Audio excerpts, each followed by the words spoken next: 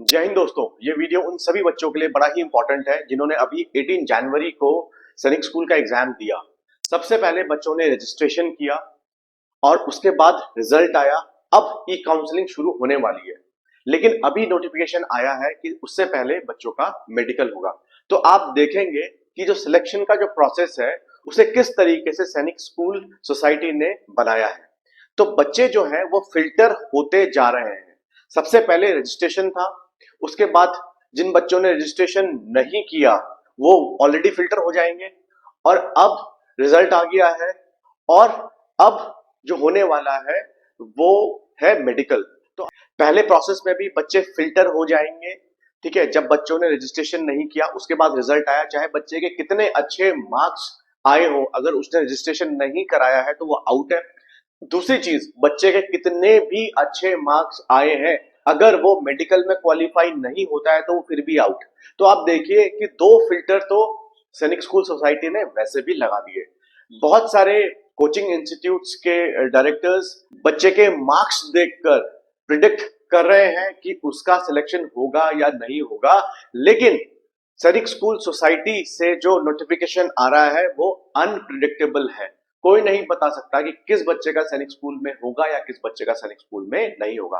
तो पेरेंट्स को क्या करना है, पेरेंट्स को जो भी नोटिफिकेशन आ रहा है उसको ध्यान देना है। और फिलहाल जो नोटिफिकेशन आया है वो आया है मेडिकल का। तो देखते हैं वो नोटिफिकेशन क्या है। सबसे पहले गूगल में जाकर आप लोग सैनिक स्कूल ई काउंसलिंग को सर्च करेंगे और जो पहला सर्च आएगा उसमें हम क्लिक करेंगे। उसके बाद हम लेटेस्ट नोटिस जो आया है उसको चेक करेंगे। तो आप देखेंगे कि 5 मार्च को एक नोटिस आया है, हम इसको क्लिक करेंगे।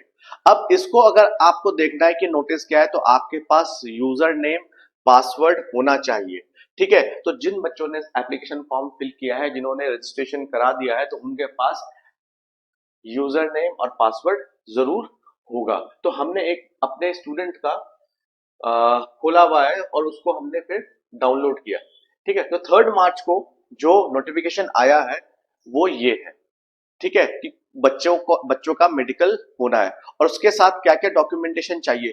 3 sets of medical forms available on AISSAC portal under list of documents, ठीक है। बच्चे का admit card, score card, Aadhaar card of self along with original to be self certified, date of birth certificate और copy of Aadhaar card of parent. देखिए parents का भी आधार card चाहिए। अब आप देखेंगे कि ये इंफॉर्मेशन कहां पर आ रही है, जो ईमेल आईडी आपका रजिस्टर्ड है उसमें ये नोटिफिकेशन आया होगा। तो आपको बार बार अपनी ईमेल आईडी, अपना फोन नंबर चेक करना है, क्योंकि जो भी इंफॉर्मेशन आने वाली है वो इसी में आएगी।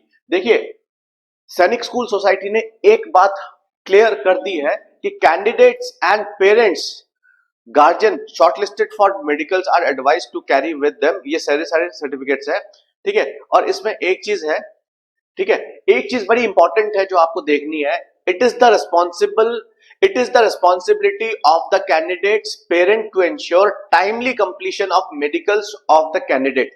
Failure to do so would result in disqualification from further counselling process. देखिए पूरी की पूरी रिस्पॉन्सिबिलिटी जो है वो पेरेंट्स की है। वो पेरेंट्स की इसलिए है क्योंकि पेरेंट्स की ईमेल आईडी और पेरेंट्स के फोन नंबर में सारी की सारी इंफॉर्मेशन आ रही है। एज अ कोचिंग इंस्टीट्यूट हमारा कर्तव्य बनता है कि आपको बार बार याद दिलाएं, लेकिन सैनिक स्कूल सोसाइटी भी कह रही है कि जो सारी की सारी रिस्पॉन्सिबिलिटी है वो पेरेंट्स की और गार्जियन की ही है जिन्होंने फॉर्म फिल करा है। क्योंकि फॉर्म फिल करते समय आपने अपना फोन नंबर और अपनी ईमेल आईडी दी है। तो जो भी आप लोगों ने फोन नंबर दिया है उसको बार बार देखें और इस साइट में जाएं, सैनिक स्कूल की साइट में जाएं और जो भी लेटेस्ट नोटिस आ रहा है उस पे नजर रखें। धन्यवाद।